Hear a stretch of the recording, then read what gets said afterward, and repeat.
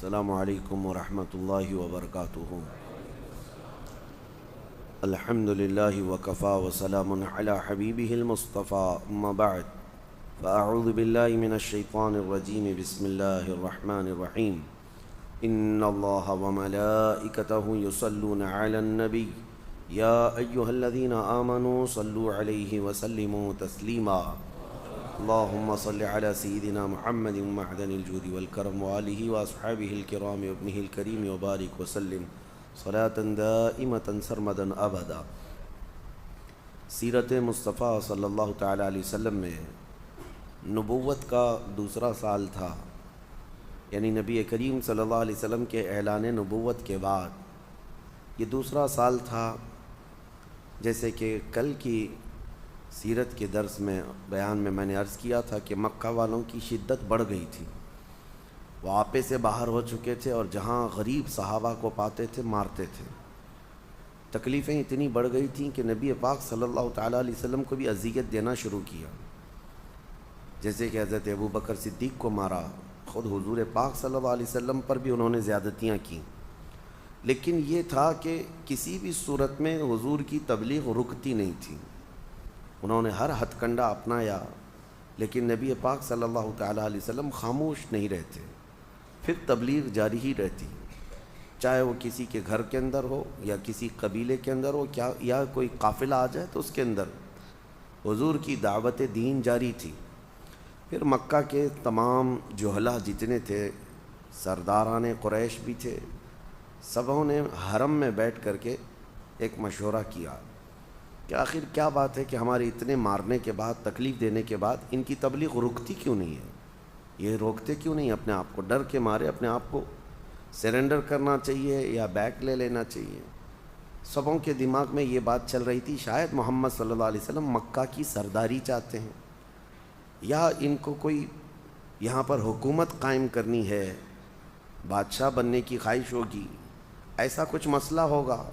تو سبوں نے طے کر کے ان میں سے ایک جو شخص تھا عتبہ بن ربیعہ، اس کو اپنا وکیل بنایا اور کہا کسی طرح محمد کے قریب ہو جاؤ اور ان کے دل میں موجود بات معلوم کر لو کہ آخر وہ کیوں اس قدر اس نئے دین کے لیے کمر بستہ ہیں۔ عتبہ بن ربیعہ آیا، حضور پاک صلی اللہ تعالیٰ علیہ وسلم کو تنہائی میں لے کر کے گیا اور بڑی میٹھی چپڑی باتیں کرنے لگا کہ محمد، دل کھول کر کے ایک بار میرے پاس بیان کر دو کہ تم مکہ کی سرداری چاہتے ہو، سارے قبیلوں میں تم حاکم بن جاؤ، یا کوئی اپنی ایک نئی سلطنت قائم کرنے کا ارادہ ہے، یا پھر کسی بہت بڑے خاندان میں تمہیں شادی کرنے کا ارادہ ہے؟ ایک بار کھل کر کے میرے سامنے کہہ دو، خدا کی قسم میں پورے مکہ کو تمہارے زیر فرمان بنا دوں گا، سارے لوگوں کو تمہارا تابع کر دوں گا، بس تم یہ نئے دین والا جو مسئلہ ہے اس کو روک دو، اس چیز کو ختم کر دو، سب مل کر کے رہیں گے اور تمہاری جو خواہش ہے وہ پوری کی جائے گی۔ عرب کے سب سے بڑے خاندان کی لڑکی چاہیے، وہ آپ کو لا کر دے دی جائے گی۔ نبی پاک صلی اللہ تعالیٰ علیہ وسلم نے عتبہ بن ربیعہ کے جواب میں قرآن کی آیتیں پڑھنا شروع فرمایا۔ جب قرآن اتر رہا تھا، جب نبی پاک صلی اللہ علیہ وسلم کی زبان سے قرآن کی آیتیں نکلنے لگیں، میاں آج کوئی قاری قرآن پڑھتا ہے تو جاہل سے جاہل آدمی بھی مدہوش ہوتا ہے تلاوت سننے کے لیے۔ ایک تو وہ عرب تھے جن کو عربی آتی تھی، اور پلس اس پر قرآن ان کی زبان سے جن پر خود قرآن اترا ہو۔ نبی پاک صلی اللہ تعالیٰ علیہ وسلم جب بیان کرتے قرآن کی آیتیں، دل کھینچ لیتا ہے۔ اور جب عتبہ بن ربیعہ جو ان کا وکیل بن کر کے آیا تھا، وہ کٹر دشمن بھی تھا، حضور نے جب آیتیں تلاوت شروع کی تو اس کے دل پر ایسی ہیبت طاری ہو گئی، بہت زیادہ اس کا دل خوف سے لرزنے لگا اور اس کے جسم کے اندر کپکپی طاری ہوئی۔ اس نے مجبوراً کہا کہ محمد اپنا یہ کلام روک دو، ورنہ یہ ساری چیزیں میں کنٹرول سے باہر ہو رہا ہوں، میں بے قابو ہو رہا ہوں۔ یہ کلام کی جاذبیت سن کر کے وہ آیا تھا منانے کے لیے، اور پھر اس کے بعد واپس لوٹا اور جتنے وہاں پر بڑے بڑے روسا تھے سب کو جمع کر کے کہا، واللہ محمد کے پاس نہ کوئی شعر ہے، نہ کوئی جادو ہے، نہ کوئی کہانی ہے، ان کی زبان سے جو الفاظ نکلتے ہیں اس میں غضب کی تاثیر ہے۔ تو سارے لوگ کھڑے ہو گئے اور کہا عتبہ تجھ پر بھی تو جادو نہیں چل گیا؟ تجھے ہم نے کس کام کے لیے بھیجا تھا اور تو وہاں سے متاثر ہو کر کے آیا؟ عتبہ نے کہا میری بات سننا ہے تو سن لو، میرا مشورہ یہ ہے کہ محمد صلی اللہ علیہ وسلم کو اپنے حال پر چھوڑ دو۔ اگر ان کا یہ کلام اور ان کی یہ دعوت پورے عرب میں بھاری ہو گئی تو حصہ تو ہمارا ہی ہوگا، قریش کی ہی عزت بڑھے گی، قریش کی عزت بڑھے گی، ہمارے خاندان کے ہیں محمد صلی اللہ علیہ وسلم۔ اور اگر وہ پورے عرب کو قابو نہ کر سکے تو عرب خود ہی انہیں مار ڈالیں گے۔ تم کیوں یہ روز روز کے جھگڑے اور یہ روز روز کی موب لنچنگ، کسی کو پکڑنا مارنا، یہ سب کیوں کرتے ہو؟ چھوڑ دو ان کو اپنے حال پر۔ لیکن مکہ والے اس کا مشورہ نہیں تسلیم کیے۔ سبوں نے کہا کہ ہمیں یہ منظور نہیں، ہم اپنی طاقت کے بل بوتے ہر ایک کو روکیں گے۔ پھر اس کے بعد ان کی یہ اذیت کا سلسلہ شروع ہوا۔ نبی پاک صلی اللہ تعالیٰ علیہ وسلم کے تبلیغ جب نہیں رکتی تھی، اب دوسری میٹنگ ہوئی۔ یہ فرسٹ میٹنگ تھی، دوسری میٹنگ ہوئی جو شرفائے قریش تھے، یعنی جو شریف لوگ مانے جاتے تھے اس وقت کے بڑے بڑے سردار اور رئیس، وہ سب آئے حرم میں بیٹھے اور انہوں نے مشورہ کیا، کہا کہ دیکھو ہمارے شہر میں ایک بہت سخت گہما گہمی چل رہی ہے، ایک کام کرتے ہیں، ہمارے اور محمد کے بیچ میں اگر ابھی کوئی باقی ہے تو وہ ابو طالب ہے۔ اور ابو طالب کی بڑی عزت تھی کیونکہ وہ حضرت عبد المطلب کے بیٹے ہیں جو خانہ کعبہ کے متولی تھے۔ تو ابو طالب کے ہاں بہت بڑا ادب کا معاملہ ہوا کرتا کیونکہ خانہ کعبہ کی چابی کے معاملات اور بھی دیگر معاملات ان کے خاندان میں ہوا کرتے۔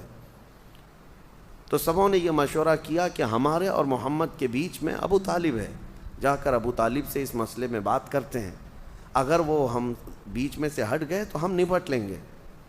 تو بڑے بڑے جتنے لوگ تھے وہ سب آئے اور آ کر کے ابو طالب کے پاس، جبکہ ان کا بڑھاپا چل رہا تھا، جناب ابو طالب کے پاس آ کر کہنے لگے ہم صرف آپ کی عزت کا خیال کرتے ہیں، آپ کے بڑھاپے کا احترام کرتے ہیں، اور آپ محمد صلی اللہ علیہ وسلم کی کفالت ابھی تک کر رہے ہیں، آپ ان کی حمایت میں ہیں، اور آپ دیکھ نہیں رہے ہیں کہ معاملات کتنے گرم ہوتے جا رہے ہیں۔ روزانہ کوئی نہ کوئی ہمارے گھروں سے جاتا ہے اور اسلام قبول کرتا ہے، اور ہمارے گھروں میں ایک عجیب سی کشمکش ہے۔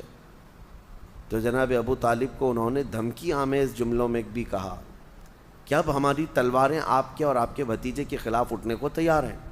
یہ پہلی مرتبہ تھا ان کی زندگی میں ایسا معاملہ آیا۔ تو جناب ابو طالب ان کے جانے کے بعد نبی پاک صلی اللہ علیہ وسلم کو بلاتے ہیں اور کہتے ہیں اے میرے عزیز از جان، حضور سے وہ بڑی محبت کرتے، بہت پیار کرتے، کہا کہ میرے جان سے زیادہ عزیز بھتیجے، آج تک قریش کا بچہ بچہ میرا احترام کیا کرتا، آج بڑے بڑے لوگ آئے اور انہوں نے ایسے جملے کہے جن کو میں نے کبھی زندگی میں نہ سنا تھا نہ سوچا تھا۔ اب میں نے بھانپ لیا ہے کہ وہ ہمارے خلاف تلوار بھی اٹھانے والے ہیں، وہ ہمارے آگے کسی بھی حد تک جا سکتے ہیں۔ اس لیے میرا مشورہ یہ ہے کہ تم یہ دین کے کام کو، تمہارا جو نیا دین ہے، اس کو چند دنوں کے لیے سٹاپ کر دو، موقوف کر دو، روک دو۔ نبی پاک صلی اللہ تعالیٰ علیہ وسلم نے جناب ابو طالب کو اس حال میں دیکھا کہ آخری جو میرا حمایتی تھا میرے خاندان سے، اس کے پاؤں بھی اکھڑنے لگ گئے اب۔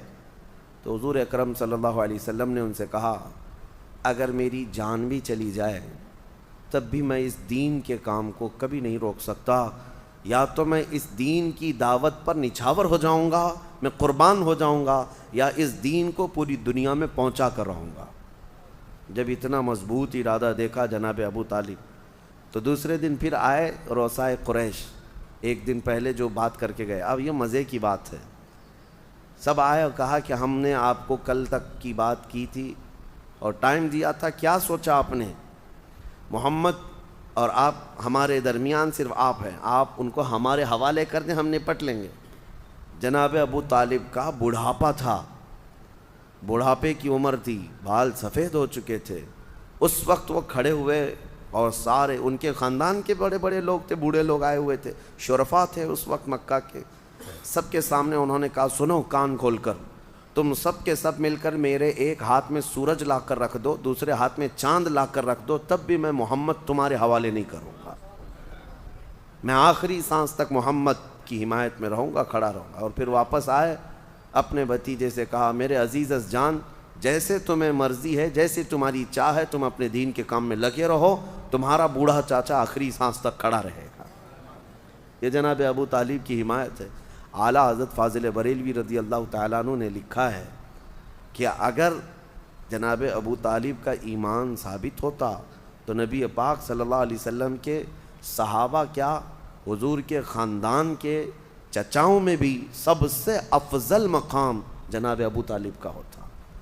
حضرت عباس ایک جگہ، حضرت امیر حمزہ ایک جگہ، لیکن جناب ابو طالب کا جو مقام ہوتا وہ اعلیٰ حضرت نے لکھا ہے کہ وہ بہت اعلیٰ مقام ہوتا، کیونکہ پل پل میرے آقا صلی اللہ علیہ وسلم کی کفالت میں زندگی گزاری۔ 8 سال کی عمر تھی حضور کی اس وقت سے لے کر حضور کی عمر 50 سال کی ہو گئی، تب تک جناب ابو طالب حضور صلی اللہ علیہ وسلم کی رفاقت میں رہے۔ بہرحال یہ نبوت کا دوسرا اور تیسرا سال تھا، اور اس کے بعد پھر تبلیغ اسلام جب بڑھتی گئی تو اب جو مدینے والے ایمان لائے یا باہر کے قبیلے جو ایمان لائے وہ کس طرح سے حضور کی دعوت پر ایمان لائے، اگلے سلسلے میں انشاءاللہ عرض کریں گے۔